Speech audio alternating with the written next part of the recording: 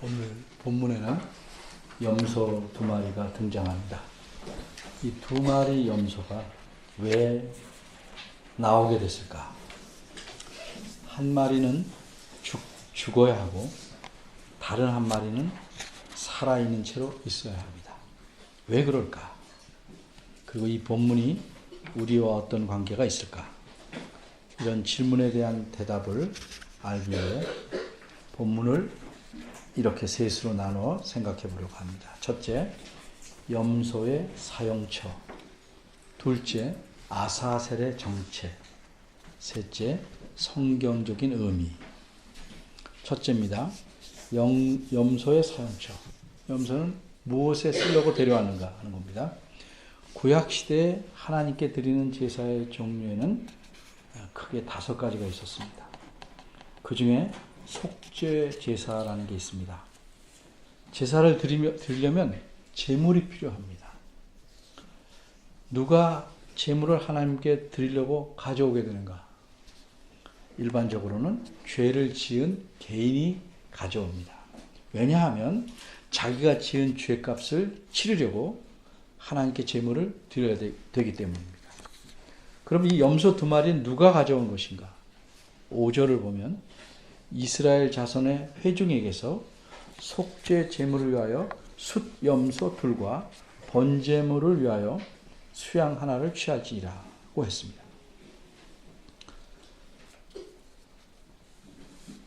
레위기 16장은 1절에 있는 바대로 하나님께서 모세에게 하신 말씀입니다.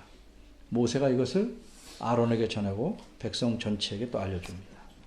그래서 이스라엘 백성은 반드시 이 말씀대로 행하게 되어 있습니다. 따라서 염소 두 마리는 누가 가져오는 것인가? 이스라엘 자손의 회중, 즉 이스라엘 백성 전체가 자신들을 위해서 하나님께 드리는 것입니다. 이스라엘 백성 전체가 염소 두 마리만 드립니다. 그러니까 오늘 본문에서 드리는 속죄 제사는 어떤 개인이 아니라 이스라엘 백성 전체를 위해 드리는 제사입니다. 그럼 이 제사는 언제 드리는 것일까? 아무 때나 본인이 원하면 드릴 수 있나? 그럴 수 없습니다. 하나님께서는 이스라엘 전체를 위해서 속죄하는 제사를 드리는 날을 정해 주셨습니다. 한번 보겠습니다. 29절, 그 뒤에 29절에서 31절, 그리고 34절입니다. 설명이 없이 제가 읽기만 해도 충분히 여러분이 이해할 수 있을 것입니다. 제가 읽는 대로 따라오시기 바랍니다.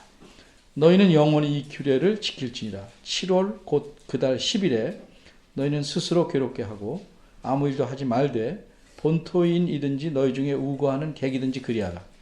이날에 너희를 위하여 속죄하여 너희로 정결케 하리니 너희 모든 죄에서 너희가 여호와 앞에 정결하리라. 이는 너희에게 큰 안식일인즉 너희는 스스로 괴롭게 할지니 영원히 지킬 규례라. 이는 너희의 영원히 지킬 규례라. 34절입니다. 이스라엘 자손의 모든 죄를 위하여 1년 1차 속죄할 것이니라. 아론이 여호와께서 모세에게 명하신 대로 행하니라. 이렇게 읽어보니까 우리가 분명히 알 수 있는 사실은 백성 전체의 죄를 깨끗하게 하는, 즉 속죄하는 제사는 1년에 단 한 번 드립니다. 7월 10일입니다. 그리고 이날을 속죄일이라고 합니다. 이렇게 속죄일이라는 말을 붙인 것은 우리가 붙인 말이 아니고 여호와 하나님께서 그렇게 이름을 붙이셨습니다. 레위기 23장 27절 또 28절 25장에 나오는데 거기를 보면 7월 10일은 속죄일이니 너희에게 성회라 이렇게 말씀하셨습니다. 그럼 이 속죄일에 누가 이스라엘 백성 전체를 대표해서 제사를 드릴까? 본문 6절에 보면, 오늘 본문 6절에 보면 아론은 이렇게 아론이라는 이름이 나옵니다. 아론은 대제사장입니다. 보통 개인이 드리는 제사는 제사장들이 맡아서 진행을 합니다. 그런데 속죄일에 드리는 제사는 오직 대제사장만 하게 되어 있습니다. 그런데 이 대제사장도 이스라엘 백성 중에 한 사람입니다. 그러니까 자기 죄도 포함해서 제사를 드려야 됩니다. 그래서 백성 전체의 죄를 용서받는 속죄 제사를 드리기 전에 대제사장이 먼저 해야 할 일이 있습니다. 그것이 무엇이냐? 6절이 알려줍니다. 6절. 대제사장은 먼저 자기 자신과 자기 가족을 위한 속죄 제물을 드려야 합니다. 그리고 나서야 백성 전체의 죄를 용서받기 위한 속죄 제사를 드릴 수 있게 되는 것입니다. 그 다음에 대제사장은 백성 전체를 위한 속죄 제물로 염소 2마리를 백성들에게 받아서 회막 문 앞에 둡니다. 이 사실을 7절에서는 뭐라고 말했냐면 회막문 여호와 앞에 두고 이렇게 말했습니다. 여기서 회막이라는 것은 우리가 아는 대로 성막이 세워지기 전에 있었던 하나님께서 모세를 부르셔 만나시던 작은 임시적인 장소입니다. 후에 하나님께서 짓게 하신 이 성막은 이스라엘 진영 가운데다가 세우게 되지만 이 회막은 이스라엘 진영 바깥에 천막으로 세워놓았습니다. 염소 2마리를 여호와 하나님께 드리기 위해서 가져와서 회막 입구에 세워놨으므로 이것을 회막문 여호와 앞에 두고라고 표현한 것입니다. 8절입니다. 근데 이 2 염소를 위해서 제비를 뽑습니다. 한 제비는 여호와를 위하여 뽑고 한 제비는 아세사를 위하여 할지며 이렇게 말했습니다. 이렇게 회막 입구에 있는 2 염소에 대해서 제비를 뽑게 되는데 염소 1마리를 여호와를 위해서 사용합니다. 어떻게 사용합니까? 9절을 보면 아론은 여호와를 위하여 제비 뽑은 염소를 속죄제로 드리고 이렇게 표현했습니다. 무슨 뜻입니까? 그 염소를 죽여서 속죄 제물로 사용한다는 의미입니다. 그럼 다른 1마리는 어떻게 될까? 두 번째 생각할 게 아사셀의 정체입니다. 다시 8절을 봅니다. 2 염소를 위하여 제비를 뽑되 한 제비는 여호와를 위하고 한 제비는 아사셀을 위하여 할지며 제비를 뽑아서 2마리 염소 중에 하나는 여호와를 위한 것을 택하고 다른 하나는 아사셀을 위하여 택한다는 말입니다. 정확히 어떤 방법으로 제비를 뽑는지 제비로 쓸 것이 무엇인지는 알 수가 없습니다. 또 제비가 여러 개 중에서 하나를 뽑는 것인지 이것도 우리가 알 수 없습니다. 다만 한 가지 분명하게 말씀드릴 수 있는 것이 있습니다. 우리나라에서는 제비를 어떻게 뽑습니까? 뭐 이렇게 뽑든지 뭐 이렇게 해서 이렇게 뽑든지 그래서 제비를 뽑는다고 하지만 원문의 뜻은 제비를 뽑다가 아니고 제비를 던지다입니다. 그러니까 이렇게 뽑는 게 아니고 던지는 것. 아마 2개의 돌을 주사위처럼 던져서 결정했을 것이라는 의견이 있습니다. 예를 들면 2 돌이 색깔이 다른 색깔 앞뒤가 다른 2 돌을 던져서 색깔이 밝은 면이 2개가 다 나오면 yes, 예고 둘 다 어두운 면이 나오면 아니오고 하나는 밝은 면 하나는 어두운 면이 나오면 다시 한 번 더 굴리는 그런 식이라는 견해도 있습니다. 근데 이것은 추측일 뿐이지 정확히 알 수는 없습니다. 근데 추측인데 왜 말하냐? 너무 궁금해할까봐 한 예를 든 겁니다. 그러니까 정확히 알 수는 없습니다. 어쨌든 염소 1마리는 아사셀을 위하여 뽑습니다. 아사셀이라는 말이 성경에 모두 4번 나옵니다. 근데 이 4번이 모두 레위기 16장에 나옵니다. 8절에 나오죠. 10절에 2번 나오죠. 그리고 26절에 또 나옵니다. 그럼 여기서 아사셀이라는 게 무엇인가 생각해 봐야 합니다. 그 정체에 대해서는 크게 3가지 견해가 있습니다. 크게 나눠서 첫째는 아사셀이란 이 염소들을 데리고 온 장소, 그러니까 이 염소들이 전에 살았던 장소. 염소들이 어디서 삽니까? 야생 염소 보면 바위가 많은 곳에 살죠. 그러니까 바위들이 많았던 그 장소라고 보는 견해입니다. 둘째는 아사셀은 광야에 사는 어떤 귀신의 이름이라는 견해입니다. 셋째는 아사셀이라는 것은 멀리 가버리는 염소라는 뜻을 가진 낱말이라는 견해입니다. 이 셋 중에 여러분은 어떤 것이 가장 합리적이라고 생각합니까?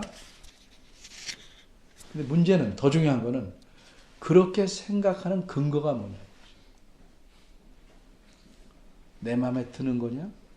내 생각이 기준이야? 내 논리가 기준이야? 아니면 성경이 기준이야?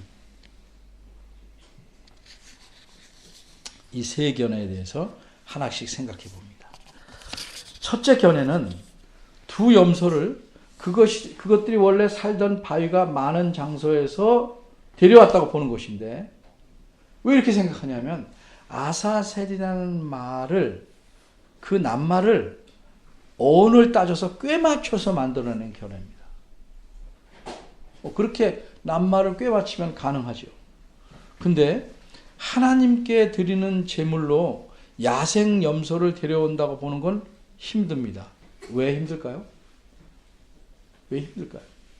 하나님께는 흠없는 제물로 드려야 되는데 야생 염소는 사는 것도 고 데려오는데 흠없는 제물로 드리기에는 문제가 많을 수 있어요.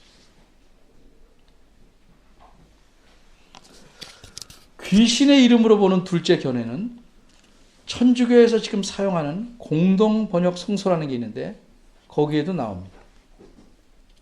그 성경을 보면 아사셀을 이제 아자젤이라고 표시했습니다. 거기에 또 표시를 하나 해가지고 제가 가진 걸 보면 기억이라고 표시했는데 뭐라고 설명을 붙였냐면 들귀신, 들에 있는 귀신의 이름, 이렇게 설명을 붙여놨습니다. 그럼 이 견해에 따르면 염소 한 마리는 여호와께 바치지만 다른 한 마리는 귀신에게 바친다는 겁니다. 그러니까 죄를 용서받기 위해서 양쪽에 다 제물을 드린다는 겁니다. 제가 좀 기억에 잘남을 하고 이런 예를 하나 생각해 봤어요.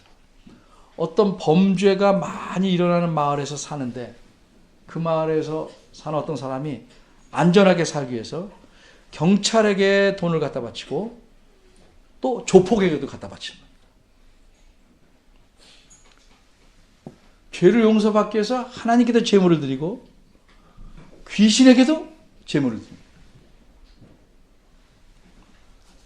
그런데 이 견해의 문제는 무엇인가? 우선 이 견해가 어떻게 생겨났는가를 좀 알아야 됩니다.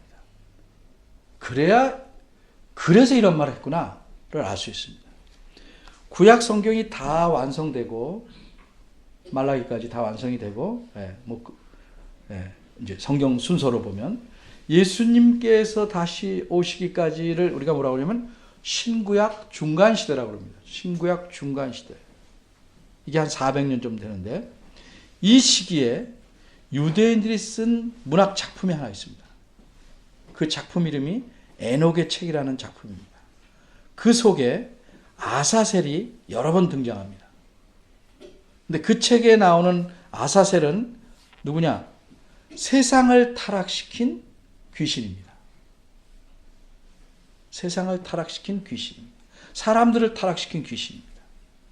그래서 오늘 본문 레위기에 나오는 아사셀도 같은 이름이니까 그 귀신으로 이해하려는 겁니다. 이렇게 이해하는 것이 왜 가능할까? 이렇게 견해를 주장하는 사람은 레위기를 그 에녹의 책처럼 신구약 중간 시대에 기록한 책으로 간주합니다. 그러니까 두 책이 같은 시기에 기록됐으니까 아사셀도 같은 의미로 쓰였다고 보는 것입니다. 논리적으로는 그럴듯해요. 그런데 이렇게 보는 견해는 두 가지 면에서 크게 잘못되었습니다. 하나는 레위기가 기록된 때를 억지로 끌어내린 겁니다. 레위기는 누가 썼어요? 모세가 살아있을 때 쓴 책, 모세오경의 한 부분입니다. 그러니까 신구약 중간 시대보다 최소한 1000년에서 1200년 이전에 기록한 것입니다. 그런데도 레위기를 신구약 중간 시대로 기록됐다고 끌어내려 봅니다. 이것은 마치 신라 시대에 쓴 글을 요즘 쓴 글이라고 우기고 그 옛글에 나온 낯선 말을 우리가 지금 쓰는 말로 뜻풀이라는 것과 같습니다. 또 한 가지 면에서 잘못되는데 이게 더 중요한 사실입니다.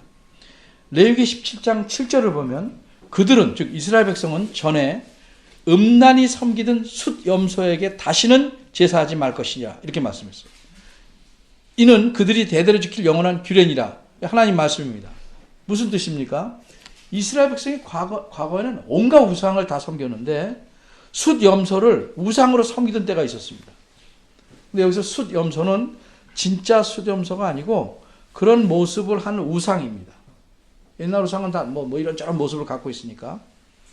그러니까 이렇게 우상, 정확히 말하면 이 우상의 배후에 있던 귀신을 섬겨왔는데 그렇게 섬기지 못하게 영원한 규례로 정하셨습니다. 그러니까 이 사실에서 하나님이 이렇게 금하셨는데 하나님의 백성이 자신들의 죄를 용서받기 위해서 우상이나 귀신에게 제물을 갖다 바치라고 하나님이 말했다? 이렇게 볼 수 없는 거예요. 성경이 가르치는 사상이야. 하나님이 자기 말과 모순되게 말하실 수도 없습니다. 그럼 셋째 견해로 갑니다. 이 아사셀이라는 말은 우리가 우리 말도 다 그렇잖아요. 말도 두세 개로 묶여 있으니까 염소라는 말과 가버리다는 두 낱말로 이루어진 그런 견해입니다. 그러니까 아사셀이라는 건 멀리 가버리는 염소라는 의미입니다. 이 견해가 가장 선호되고 있는데 그 까닭은 이렇게 이해하는 게 문맥과 잘 맞기 때문입니다. 왜? 이 염소를 이제 뒤에 보면 안수에서 멀리 내보내기 때문입니다. 그러니까 멀리 가버리는 염소다 라는 뜻으로 문맥과 잘 맞습니다. 또 중요한 이유는 오래된 다른 번역 성경들에서도 지금 제가 말한 것처럼 이해하고 있기 때문입니다. 특히 구약 성경을 최초로 번역한 성경을 우리가 70인경이다 이렇게 말하는데 이건 구약 성경 히브리어를 헬라어로 번역한 겁니다. 번역 성경 중에서 최초입니다. 히브리어를 헬라어로. 근데 이 번역 성경이 아사셀을 어떻게 이해했는지가 중요합니다. 왜 그러냐면 맞을 확률이 매우 높기 때문입니다. 예를 들어서 지금 여러분이 제 설교를 듣는 중에 제가 하는 말에 대해서 이해한 것과 이 말을 여러분 듣고 여러분 자녀에게 전하고 또 자녀들이 또 다른 사람에게 전해서 그 사람들이 지금 제 말을 이해하는 것 중에 어떤 게 더 정확할까요? 전하는 중에 자꾸 다른 것들이 붙습니다. 당연히 지금부터 시간 간격이 멀지 않을수록 이해가 정확할 수밖에 없습니다. 근데 이 70인경은 히브리어로 된 구약 성경, 자신의 성경을 그 성경을 보는 유대인들이 직접 번역한 것입니다.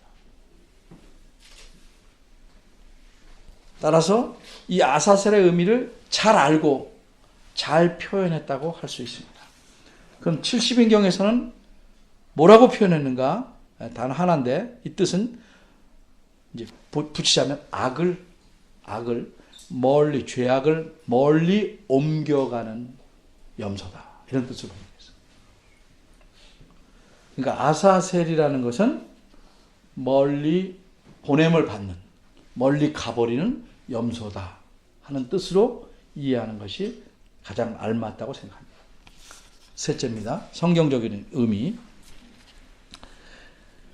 이제 이렇게 두 마리 염소를 제물로 드리는 일이 어떤 의미가 있는지 생각해 보려고 합니다.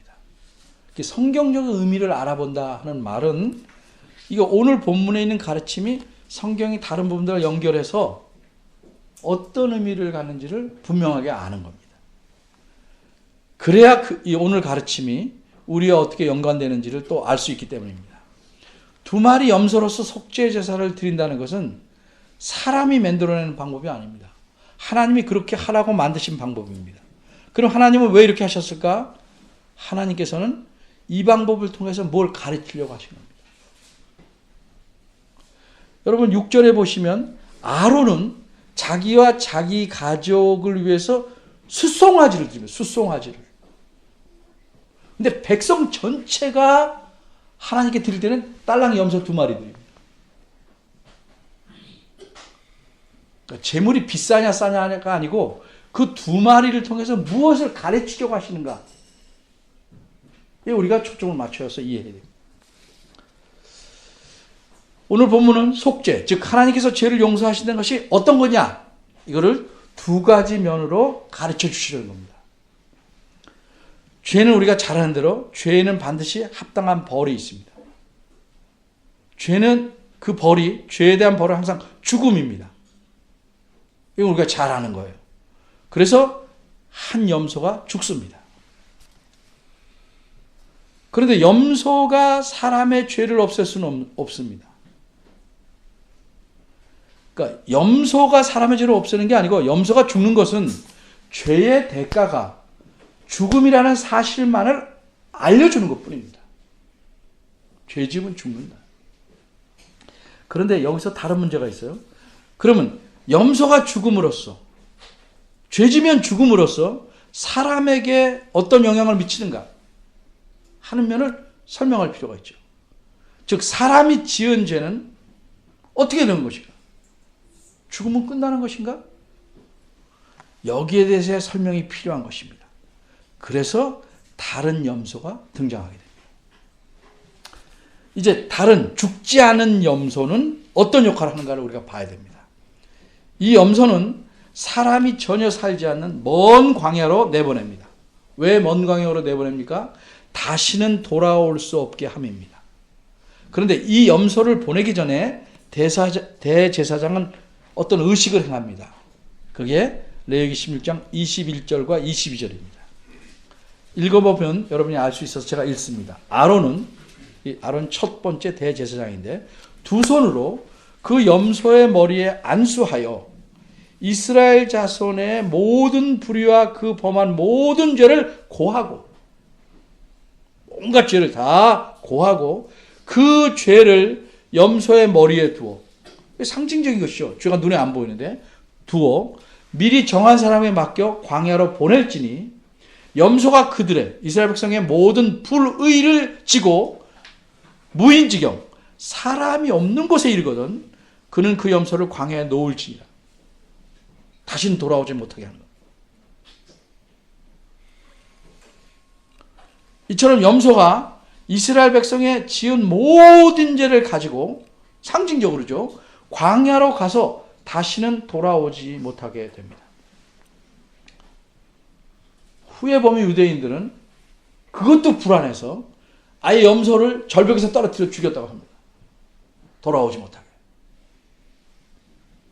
이처럼 하나님께서는 자기 백성의 지은 죄들을 말끔히 없애버린다는 겁니다. 싸그리 지워버린다는 겁니다. 이런 사실을 눈으로 보아 알게끔 하려고 마치 시청각 교육을 하듯이 살아있는 염소에게 죄를 다 옮겨놓고 광야로 보내는 겁니다. 이 일을 담당한 염소를 가리켜 아사셀이라고 하는 겁니다. 그러니까 레위기 16장 8절, 다른 데도 마찬가지지만 한 제비는 아사셀을 위하여 할지며, 여기서 위하여란 말은 무슨 뜻이냐면 아사셀로 삼기 위하여, 죄를 가지고 멀리 가버리는 염소로 삼기 위하여, 이런 뜻입니다. 4번 나오는 게 다 그런 뜻입니다. 자, 아사셀이 뭐라고요? 마귀 아니고 사탄 아니고 귀신 아니고 살던 장소 아니고 죄를 짊어지고 멀리 가버리는 염소다. 그 아사셀로 삼기 위하여라는 의미입니다. 그런데 이게 좀 상징적인 거잖아요. 염소가 죽는다고 진짜 사람이 죽는 건 아니고, 염소가 사람의 죄를 가져간다고 해서 사람의 죄가 없어지는 건 아니죠. 하나님이 그렇게 쳐주시는 거죠. 그럼 이 일을 누가 실제로 담당할 것인가? 이스라엘에게는 그렇게 가르쳤지만 하나님이 왜 이렇게 하시는가? 자신이 가진 계획이 있어요. 하나님께서 누군가를 이 세상에 보내서 그 일을 담당하게 하리라고 말씀하십니다. 선지자를 통해서. 그래서 우리가 잘 아는 이사야 53장 4절 5절에 보면 이렇게 말씀합니다. 그는, 장차올 그 누군가는 실로 우리의 질고를 지고 우리의 슬픔을 당하였거늘 우리는 생각하기를 그는 징벌을 받아서 하나님에게 맞으며 고난을 당한다 하노라. 그가 찔림은 우리의 허물을 인하며 그가 상함은 우리의 죄악을 인함이라. 이미 구약시대에 누구한테 담당시키실 것인가? 그 사람들은 잘 몰라도 어떤 사람이 존재했어요. 히브리서 10장 4절에 보면 이런 말씀 분명히 있습니다. 황소와 염소의 피가 능히 사람의 죄를 없애하지 못하리라. 그런데도 하나님은 자기 백성의 죄를 용서해 주십니다. 어째서 그렇습니까? 예를 하나 듭니다. 식당에서 식권을 내고 밥 먹습니다. 이거 식권을 받는 사람이 만일 이 식권 그냥 종이 쪽지 아닙니까? 종이 쪽지. 이것을 돈으로 바꿀 수 없다면 밥 주겠습니까? 돈으로 바꿀 것이 전제되고 약속이 돼 있으니까 식권을 받고 밥을 주는 겁니다. 이거 가지고 장수대로 돈 계산해서 받을 테니까.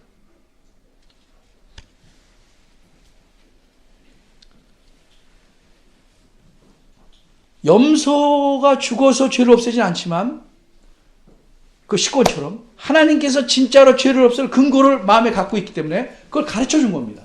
이렇게 하면 너한테 식권 준 거나 마찬가지다. 내가 그 값을 제공할 것이다.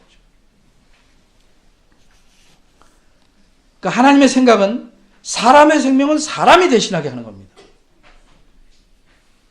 이렇게 사람들의 생명을 대신해서 생명을 내놓을 분이 누군가? 우리가 다 아는 대로 예수 그리스도십니다. 예수 그리스도. 그래서 구약의 오늘 본문에 나오는 두 염소뿐만 아니라 구약의 모든 제사는 예수 그리스도께서 생명을 드릴 것을 전제로 하고 가르치는 겁니다.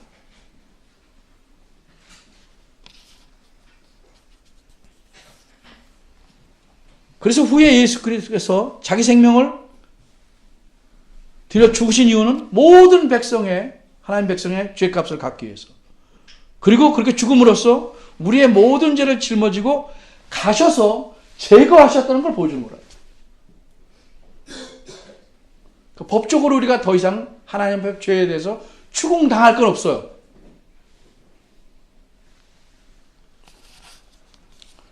하나님은 오늘 본문에서 이렇게 자신이 자기 백성의 죄를 어떻게 해결하시는 것인가를 미리 시청각 교육처럼 가르쳐 주신 겁니다.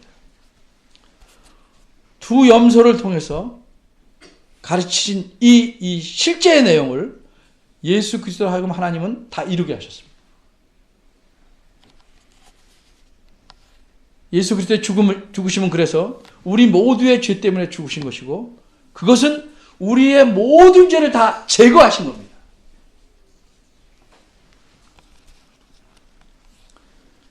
근데 우리는 이런 하나님의 은혜에 대해서 감사와 감격이 매우 적습니다. 왜 그럴까요? 여러 가지 이유가 있는데 오늘 본문과 연관해서 큰 이유를 찾자면 하나님의 용서가 어떤 것인지를 제대로 깨닫지 못해서 그렇습니다. 무슨 말이냐? 우리는 하나님의 용서를 우리가 다른 사람을 용서하는 식 정도로 생각합니다.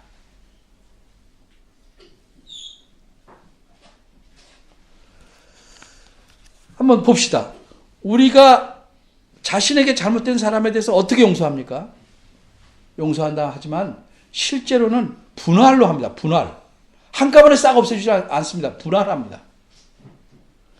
말로는 진심으로 용서한다고 했지만 좀 남겨둡니다. 분량이 클 수도 있고 적을 수도 있어요. 두고 봐서 개선의 여지가 생기면 조금씩 더 줄여주는 식입니다.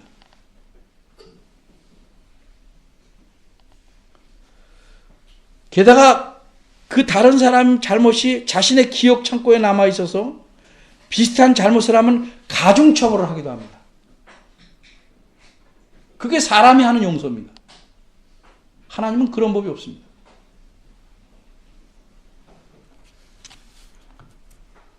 하나님은 우리가 지은 죄를 그 자체를 없애버립니다. 그 사실을 시편 103편 10절은 이렇게 말합니다.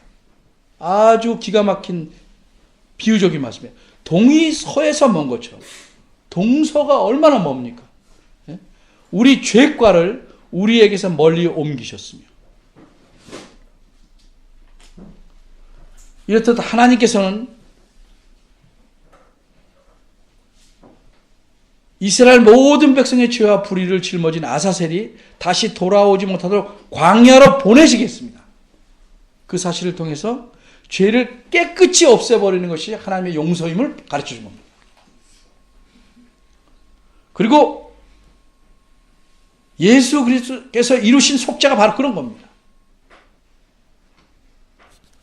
하나님께서는 예수 그리스도를 통해서 자기 백성의 모든 죄를 말끔히 티끌 하나 남기지 않고 다 용서하셨습니다. 그럼 이렇게 하나님께 크게 용서를 받은 자, 우리들은 어떻게 해야 될까? 최소한 작은 용서를 하면서도 인색하지 말아야 될 것입니다. 나는 하나님에게 1만 달란트를 탕감받은 자를 기억해야 됩니다. 이 사실을 알고 감사한다면 100달란트, 100분의 1 빚진 자를 용서 못할 이유가 없을 겁니다. 사도 바울의 고백이 우리 삶에도 가득하길 바랍니다. 내가 그리스도와 함께 십자가에 못 박혔나니 그런즉 이제는 내가 산 것이 아니요 오직 내 안에 그리스도께서 사신 것이라. 이제 내가 육체 가운데 사는 것은 나를 사랑하사 나를 위하여 자기 몸을 버리신 하나님의 아들을 믿는 믿음 안에서 사는 것이라. 기도하겠습니다.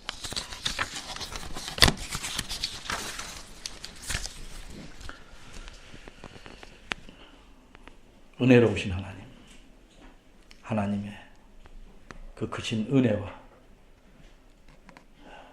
용서하시는 사랑에 대해서 생각해 보았습니다. 예수님의 비유에서 나오는 1만 달란트를 빚진 사람이 나가서 자기에게 빚진 사람의 목을 움켜잡는 그런 삶을 우리가 살고 있지 않은지 생각해 봅니다. 주의 말할 수 없이 큰 용서의 은혜를 저희가 깨닫게 하시고 주님 앞에 더욱 큰 감사와 또 한편으로는 죄송함과 기쁨과 애통함으로 살아가기를 바랍니다. 도와주옵소서. 예수님의 이름으로